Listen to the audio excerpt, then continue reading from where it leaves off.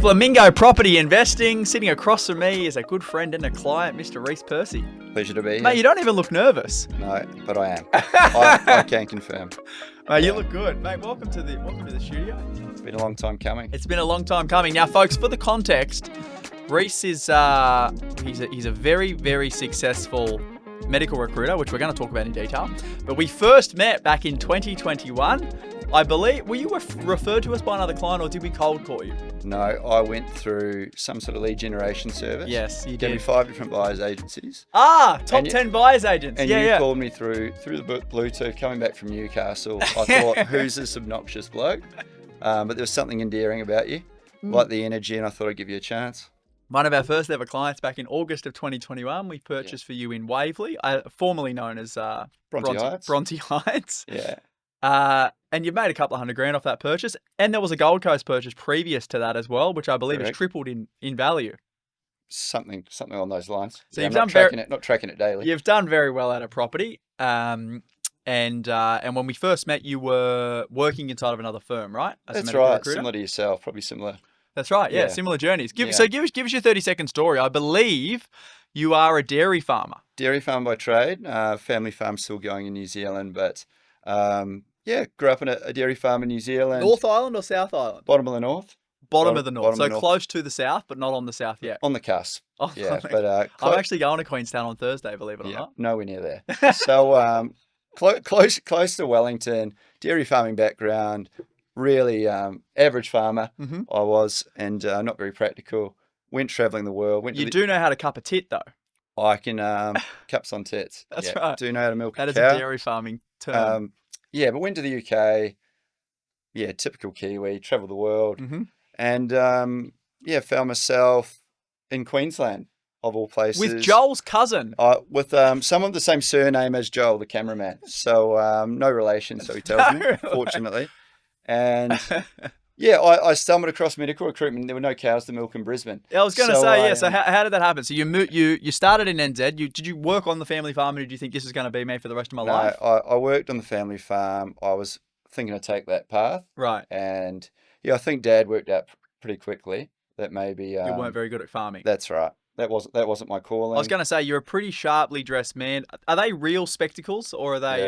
No, they are. Oh, They're full fair. They're a bit wonky. But do they actually work? Yeah, they work, mate. You knock Oh yourself yeah. out. I see people that have fake glasses that look like real glasses that actually have no utility. Those have utility for you. No, they're definitely practical. So your dad looked at you and thought, this bloke is too sharply dressed. I don't think he's going to be a farmer. I think I broke too much machinery. Of course, I'm too much stress, and he soon realised maybe I should head overseas, Right. And that would be my calling. But look, I worked on farms in the UK. I did a bit of landscaping in London. I just did whatever I could to make. How many years did ends you meet. travel for? I spent a couple of years over there. Right. I spent a couple of years. But yeah, I guess where I fell into medical recruitment Mhm. was literally just applying on a CCAD when I got to Brisbane. And Right. it was a healthcare agency. That's where I got my first foot in the door. It was a bit of imposter syndrome for me. I'd grown up, farming. Thought, how can I be in this sort of professional world of And then medical obviously medical recruitment? recruitment is a sales role at the end of the day, right? Like you're selling your services to doctors and medicos, which we'll talk about, and then you're selling the doctors to the people who need them, right? That's right. I mean, I guess I wouldn't position it as a sales role. I think in medical recruitment, if you are trying to sell something, you're Right. going to get found out. Okay. It's not something that you can make an impulse So sale. if there was an anaesthetist, for example, and you're trying to put them into a dentistry role, can't do that. Square peg, round hole. Square peg, round hole. Okay, But so we've got a need for a dentist. I've got the guy for you. This bloke, he's never worked on teeth before, but he does know. you'll always get found out Right. in medical recruitment. If you send them there, you haven't conditioned them. That's whether it's going to be on call or after hours, the environment, how many patients they're going to see, the accommodation that they're going to stay in. Right. It will come back to you. They won't work with you again. They'll talk to their colleagues. Mm. So really, you do have to.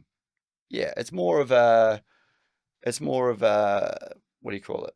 Yeah, It's relationship based. it's a relationship based role. It's very similar to our like we obviously you were somehow come into our ecosystem when you work with us. I did the original call with you not knowing who we were, and then off the back of that, we had already helped someone who you were working with. We That's bought right. an asset for them. That's right. And I believe another lady that you'd also work with. We bought for her in Newcastle. I can't remember the name. That's right. I know.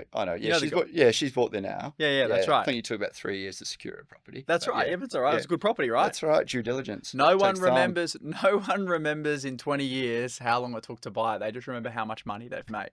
Similar to yourself. Yeah. So, Righto. So you moved back from overseas. You got into medical recruitment. I've got into medical recruitment. I've got a bit of imposter syndrome. Yeah. I realise I've got the gift of the gab. I can hold conversations. But that True. only get you Confirmed by many people at our Henderson client parties 2 years in a row. I think you were the last one standing. Best on ground. Yeah. You did well. I did well. I did well. Yeah. You were trying to recruit actually at the Christmas party. Yeah, internally. Yeah. No. Exactly. And then let's keep on the right track because we do chat shit and it is very easy to go off track. Hence the reason we get along so well. Sure. Before we go into how you got into medical and then how you've progressed into your business and what you do now, what got you interested in property? Did your family have an interest in property? Yeah, classic, that generation, blue chip, bricks and mortar. Yeah. Only way to go.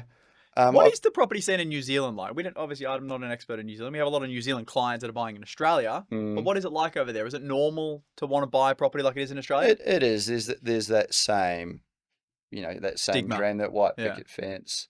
You want to have probably sheep in the backyard though, right? As opposed to a dog. Yeah, that's right. Yeah, and we sleep with them. That's the stereotype. I don't want to digress too much, but when I was 18, I came over to Australia and I did about 6 months worth of tractor work. Right. And I came back with an $18,000 deposit, and I bought my first house in Cardiff in New Zealand for $163,000. So you saved up 18 grand from working in Australia on a farm. Yeah. Took it back to New Zealand. Driving tractors, bought my first place in Cardiff, small town New Zealand. Right. 800 square metre block. Didn't need an agency. Saved money that way. Saved money that way. What did you end up selling it for that one? Oh, irrelevant, but a lot. No, it's relevant. You made money. I was hoping you would say I lost money on it. Then I would say yes, you need an agent. You said you obviously did well. No, I did reasonably well out of it. Right. Yeah. And then you moved that capital to Australia, or you still have properties in New Zealand? I moved that capital to Australia. Yeah. Right. Yeah. Okay. Mate, people like this stuff. I know you want to talk about recruitment. I want to talk about property. Come on, this is two bulls going to war. Okay. And then no property investing until when we ended up buying for you, or no, you did a little bit I between now and then? I own a few properties in Queensland. So one in Clear Island Waters. That's the Gold Coast one. Yeah, done very, very well. 3-bed, 2-bath. I had a property in Kapira within that, just on the cusp of that inner ring. I think it's about 11 kilometres from the CBD. Yeah, and in Brisbane. Yeah, in Brisbane, and a property in East Brisbane as well. Some good areas. Some blue chip areas. What was your investment strategy? I'm actually curious. Like, you're not from Australia. Yeah. You're a farmer usually. So I would think there would be some sort of agriculture elements of your investing strategy, but all these areas are a very, very long way from rural fencing and cows, and that's for sure. No. Oh, look, the Kapira one was a real investment strategy, looking for something around that 10-kilometre, inner ring. I think it hadn't gentrified as much of its as closest suburbs. When did you get that one? Mitchelton. Yeah. When did you buy that? What year? Roughly. 2017. Okay, so it's done. That would have done really well. Yeah. That's good. So look, Kapira was a good buy. East Brisbane, that was more principal place of residence. Yeah. One that Queensland, close to the city. With your end's cousin? Good. It was at the time. Yeah. Keep that off the pod. Yeah. But look, I've always enjoyed the security of property. Yeah. I like how well it's leveraged. I mean, as far as comparison to say shares, etc., just sort of getting that compounding off the interest of that higher leveraged number. That's right. Yeah. And through buying property, you can't buy property without earning good money. And when you come back to Australia, that's obviously when you got into medical recruitment. That's right. Now we're going to talk about you recruit doctors and all that. Doctors make a lot of money. That's my bread and butter. That's right. And you help doctors make a lot of money, and there's nothing wrong with people making a lot of money if they deliver a lot of value. So you've obviously had a successful career. Yeah. You've bought property. You've done well. Yeah. What was that tipping point then to going from, okay, I don't want to work for someone anymore. I want to now go and do my own thing. It actually wasn't. With Atmos. It wasn't actually financially driven. It was more of Everyone says that. it was 100% true in our scenario. It's a sense of purpose. Yeah. You know, for me, it's that wanting to have a legacy. Mhm. It's when I go home at night feeling good about what I've done. It's the variety I have in my role. It's the different challenges that comes with being self-employed. Mhm. And I'm also doing it with a great bloke, my co-director, and the energy that he brings. So I just I love what I do. Love what I What do was the every day. tipping point though? What made you do it? Because I know from all of the clients that we work with, lots of friends and family, once you start to earn really good coin in a job, Yeah. and you start to buy property, you get expenses, Mhm. you get a lifestyle that you become accustomed to jump out of a high paying role Yeah. into a business of which you're guaranteed zilch income. Yeah. How Well, did that? it takes courage. That's I mean, right. and I think I'm not the smartest bloke by any means. I'm a I'm a dairy farmer from New Zealand, mate. I'm a foul dairy farmer. Yeah, that's what I am on paper. Yeah. But I back myself, in any situation, and I'll give anything a go. And I just wanted to, I want to look back on my career and my life and think I've given everything a crack, a real hard go. And I just didn't want to be in another business making them cash. It just wasn't satisfying for me. Yeah. I just didn't feel like I'd reached my full potential. So you transitioned out. I transitioned out. That's right. Similar business models in the way, right? Like recruiting, placing doctors and specialists. Yeah. Let's talk about what it is that you actually do. Yeah. So we work with locum doctors. Mhm. So they're in temporary. For simpletons like me, what's a locum mean? A contracting doctor, so not in a permanent position. Mhm. So they do temporary placements. Could be metro, could be rural and remote around Australia. Yeah. And we do that across a variety of different specialties of doctors. Mhm. So me personally, I work with consultant psychiatrists. Right. That's my specialist field. My business partner, Matt, deals with surgeons and emergency doctors. Okay, so we'll place doctors, across the board within those specialties. Why would a doctor do locum work, for example, as opposed to going and Mm. getting a full-time role at a hospital or a clinic? There's a load of different reasons why. Give me the top three. Well, I guess the flexibility. Okay, so Mhm. you don't have that long-term commitment, to a position. The variety, I guess the financial benefit. So these doctors will be earning, I guess, an increased rate. How much more, if you were to be a full-time doctor or specialist in comparison to, say, doing locum work, what would the disparity be in terms of income, generally? I'd say maybe 30%. 30% more.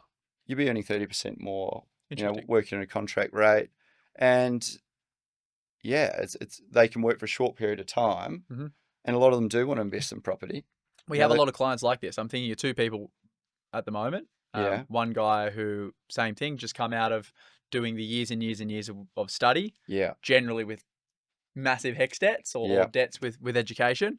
Yeah. And their focus is, let's go out there and earn as much money as we possibly can from the 10, 15, 20 years worth of work that we've put in to get to the level. Well, that's right. And you also get junior doctors that, they've just been through university. They've just gone to the training program. They're in that grind and they might just want to break for a year.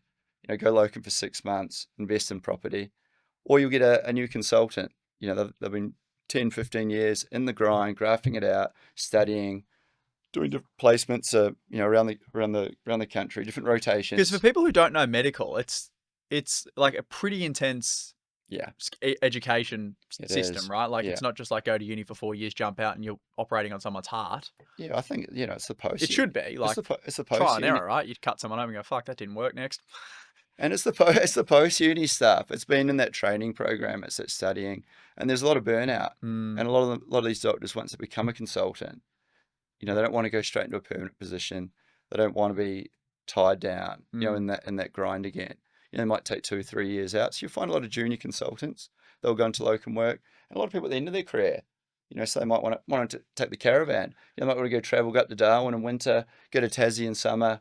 And do some work while they're there. So generally, is locum work like regional work or more remote work? I'd say predominantly. Yeah. But don't get me wrong. There's a need. Yeah. Metro locations everywhere as well. But I'd say the majority of the clients that we deal with, are working remotely. Are working remotely. Yeah. And what would be like the general time frame? So Jack's a doctor. I've got my briefcase. I've got my what's that thing called that they wear on the ears? Stethoscope.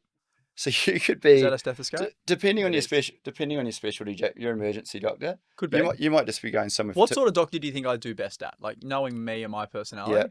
ADHD, emergency specialist, on your feet all day, fast pace. Fast pace. Yeah, that's me. Yeah. So you could be an emergency doctor, might only go somewhere for 2 shifts. We could be flying them in just for a weekend. So they could be critical crisis rates. Right. And they'd literally just go in there for that weekend. My ideal psychiatrist, their placements could be 13 weeks. Right. Fill a gap while they're waiting for someone to come permanently from overseas. Interesting. Yeah. Psychiatrists are people who deal with people that have mental health issues. Yeah. Yeah. That's why I get on so well with them. Yeah, it's not just a placement. You're like, hey, while I've got you, I'm dealing with this issue at the moment. Can we unpack that? That's right.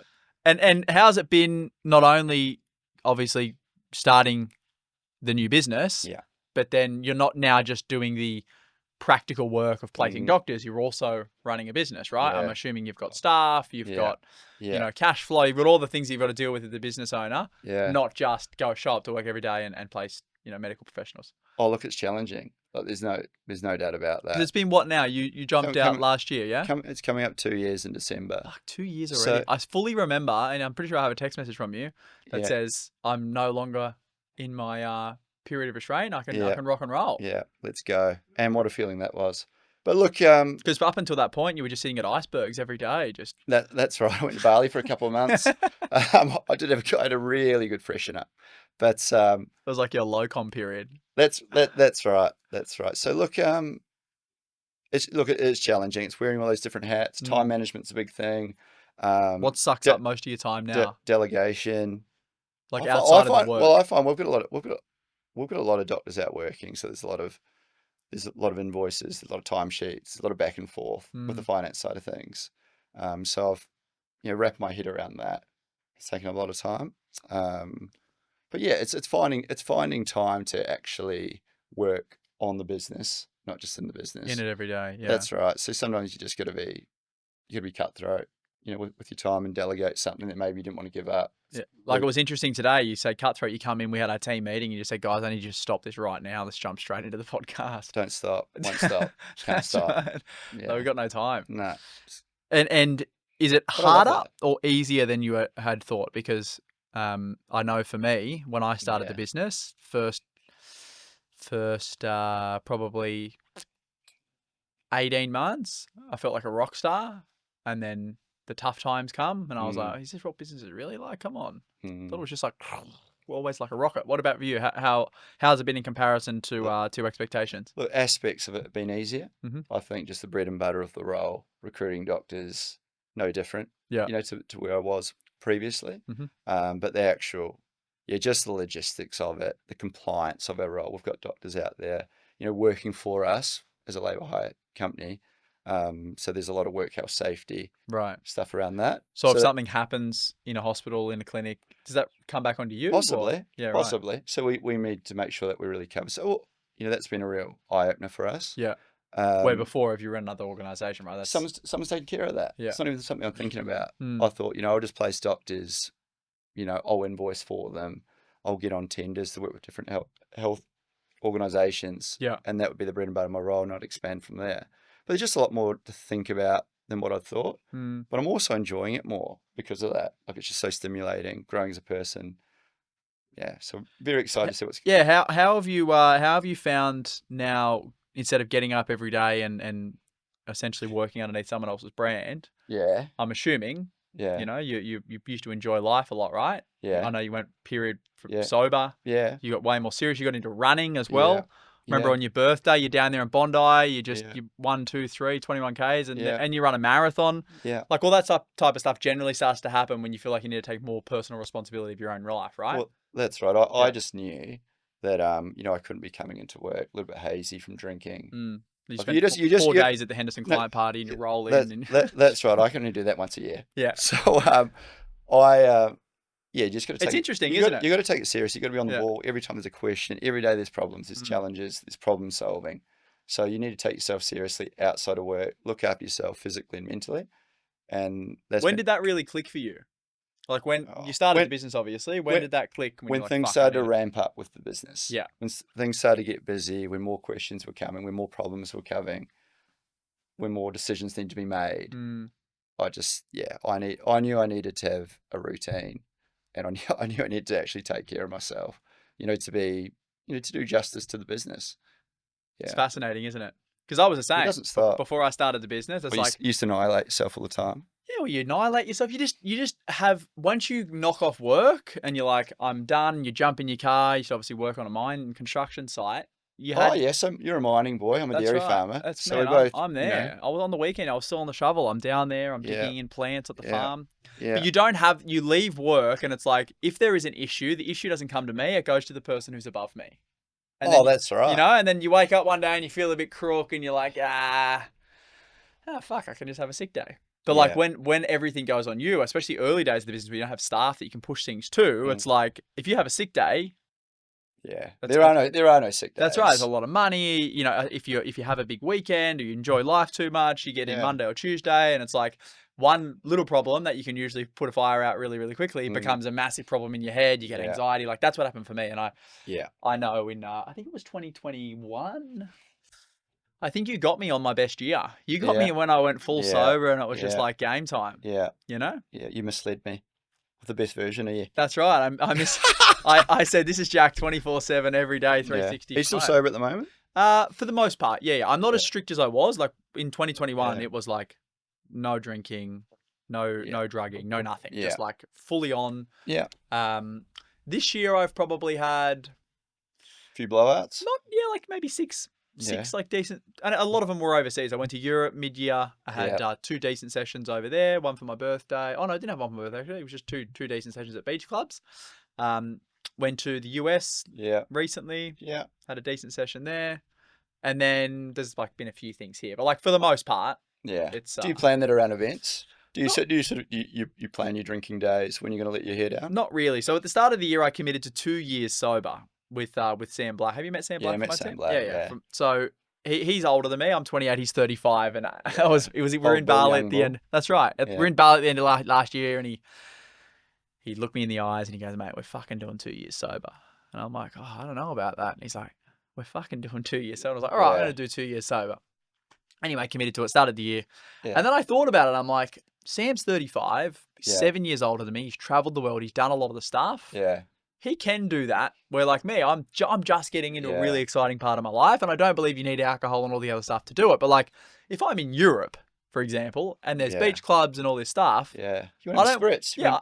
I don't want to not experience it because I've got this thing in my head that, I need to be sober, right? I'm not going to hurt anyone over there. Anyway, so that was my thought. I was like, I'll go sober for 95% of the year, which is what I've done. Yeah.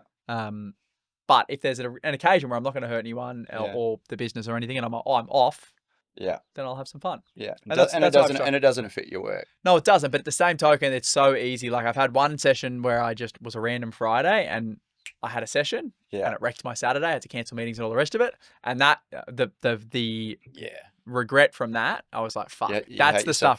Yeah, because that's the stuff where you get back into the routine of like, it's Friday, and then all of a sudden you're back into it. So that's where I was like, need to cut that, which is what I've done. Love that. So anyway, it's really interesting when you get more responsibility and you can't and you don't have that income coming every single week, month, year, you start to be a better version of yourself 100%. Yeah, level up. Let's talk about the doctors because sure. Or the specialists that you work with. Most and I've got a little article, let me get it up for the folks, because I screenshotted this yesterday because I knew we were going to be interviewing. And here we go. Where are we? Screenshot was the top 20. Let me just pull it up here. The top 20 investors by profession in Australia. It says the occupation, number of individuals reporting net rent, number of individuals in occupation, percentage of individuals that own investment properties.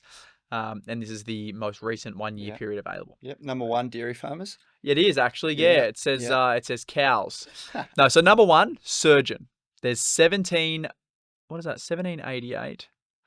Yeah, surgeon. So out of the 4,159 surgeons in Australia, 1,788 of them are property investors, which equates to 43%. Number 2 on the list, anaesthetist. There's 3,509 anaesthetists in Australia.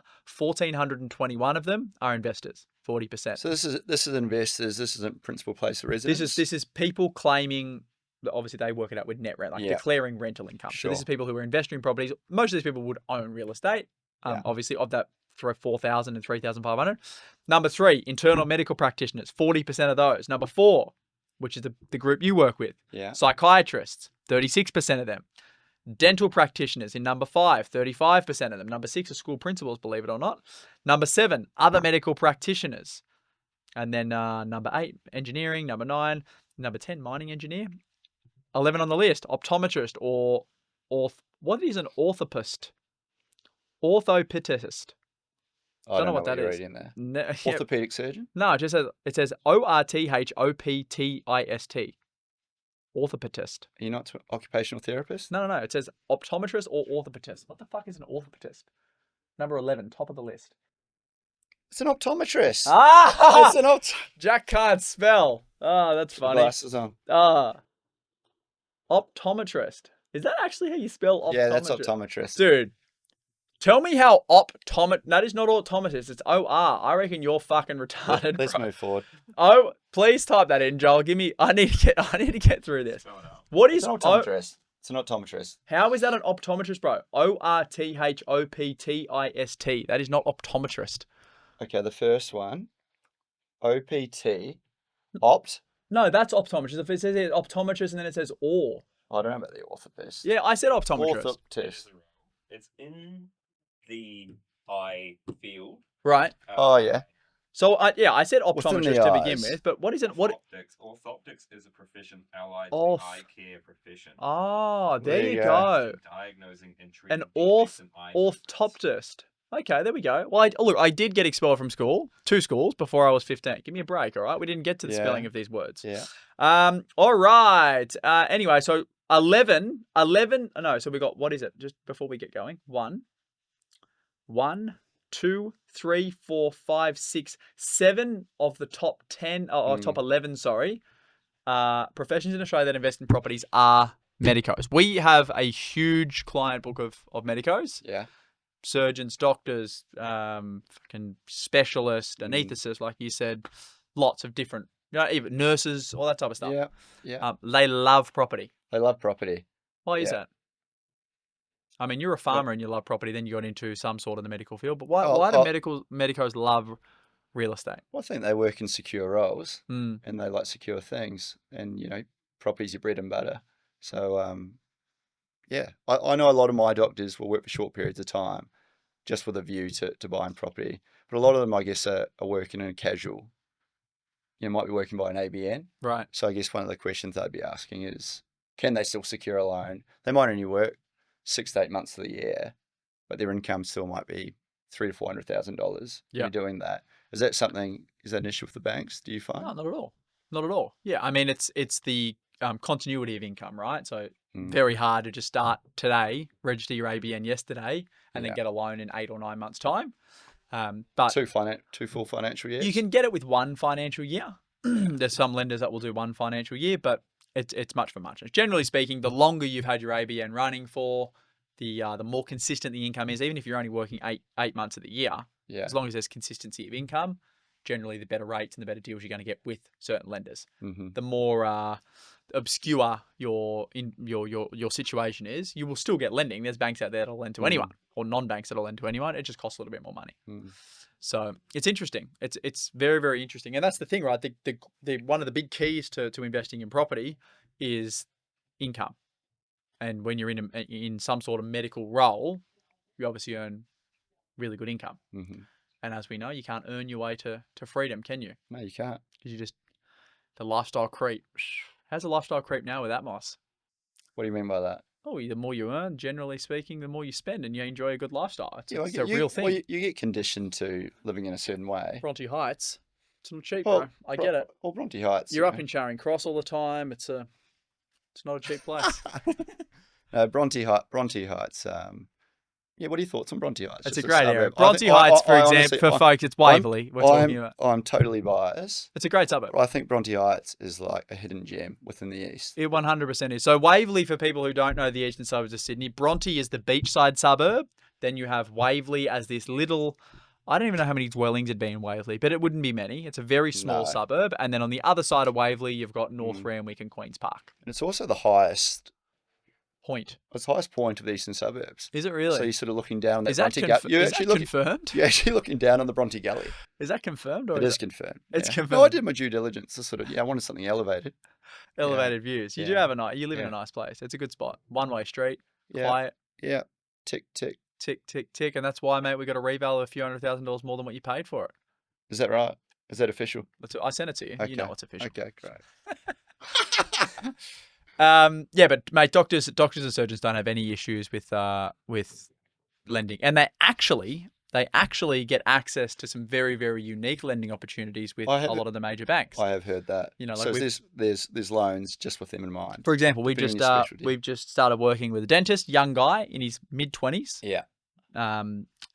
And he's got a deposit, not a massive deposit, but really strong income. So his deposit is not relative to how much he earns. Yeah. Because he's just started earning. Yeah. He's going to get hit with LMI City. No LMI, 95%. Oh, they're going to wipe his LMI No based off his LMI. profession. That's right. How good. No LMI and 95% lending, Yeah. which is pretty crazy. So I'm assuming you've got brokers go through you as a buyer's agency. So one of my doctors looking for a property, you'll point them in the right direction. Of the course, broker. that's what we do day in, day out.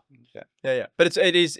I mean, certain professions, medical is one of them. Legal is another one. Certain accountants, if you're a CA or a CPA, you get access to these really unique lending opportunities. And the great thing with let's use doctors as specifics. Let's hypothetically say doctor's got 100 grand. He's worked for 6 months. He saved up $100,000 of cash. He can go and buy $1 million asset, a $1.5 million asset, put down 5%, not pay stamps, not pay LMI. Yeah. That same person now, if it was a normal individual and they used a 5% deposit, if you're a first home buyer, you can get access to some exemptions, but then you will never get it again. With medical, they continue to get the same deal. So what can happen is they go in with a 95% lend. Let's say that property grows by 5 or 10% in the 12 months. They can then go back and all they need to do is refinance out 5% to then go buy another asset. Yeah. So they can take on a much higher level of leverage and not have any associated fees to be able to get that level of leverage. So they won't pay lenders mortgage insurance. So they can get 5% every time. They can continue to go 5% lending as long as they've got the serviceability. So let's hypothetically say you're an anaesthetist and you're earning 500, 600, 700 grand a year. You're going to have probably $4 to $5 million worth of borrowing capacity if you're buying for an investment purpose. To usually buy $5 million worth of assets, you'd need to save up over a period of time or use about $1 million worth of equity, plus then say 4 or 5% for costs for your stamp duty and stuff like that. So you're in the hole for 1.2 to 1.3 million bucks.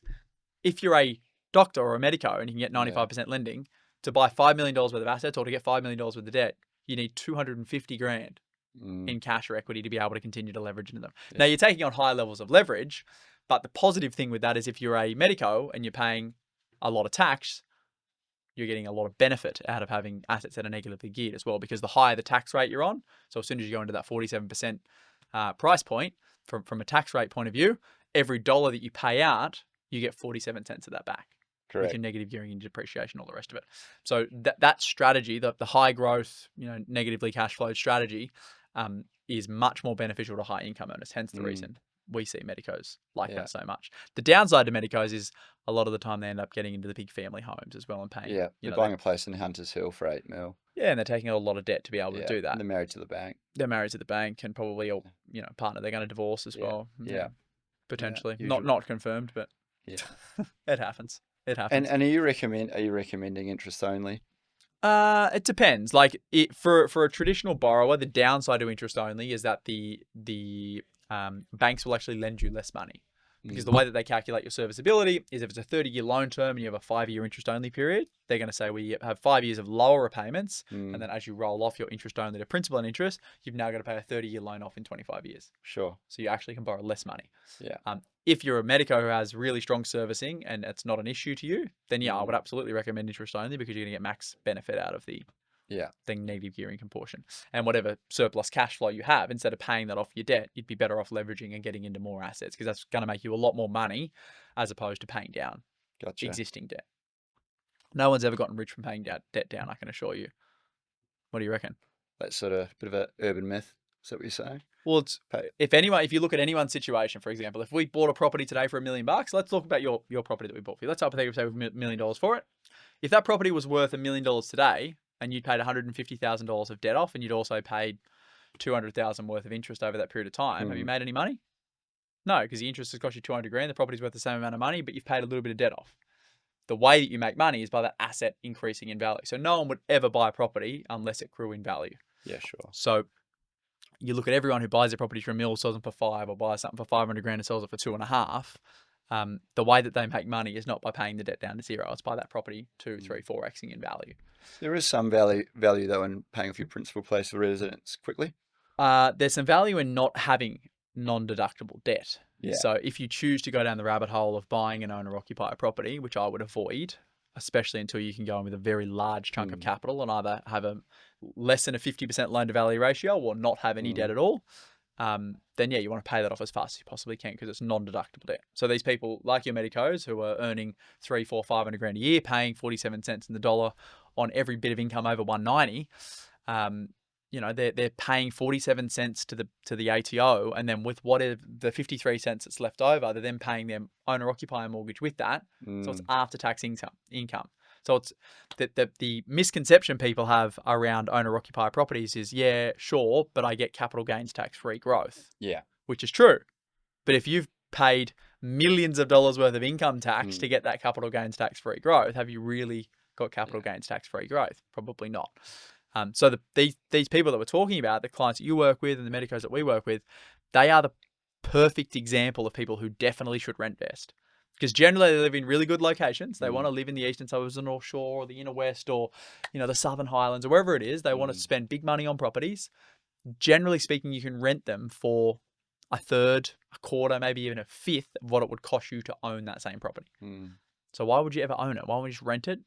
Have the flexibility. The locum doctors love flexibility from what I'm hearing. Yeah. Have the flexibility to live where you want to live. Rent it for a fifth or a fourth or a third of what it costs the owner to actually own it. And with all of your extra income, go and invest that money into assets that you pay for with pre-tax income. So you're being much more tax efficient and you're growing your wealth. And then when you've grown enough wealth, you can go and buy the owner-occupier property if you choose to, but I would avoid it. How good. Hey, what do you reckon? You solved all the world's problems. I literally am. Yeah. So me and Putin are actually catching up next week. We're going to sit around. He wants to know how to solve Russia's issue. And I said, mate, you've got to get everyone onto the rentvesting bandwagon. You've got to stop invading other countries. 5% deposits. Stop invading other countries and get all of your country onto interest-only rentvestors. And that is how you solve all of the issues. No, we joke. Mate, any closing words?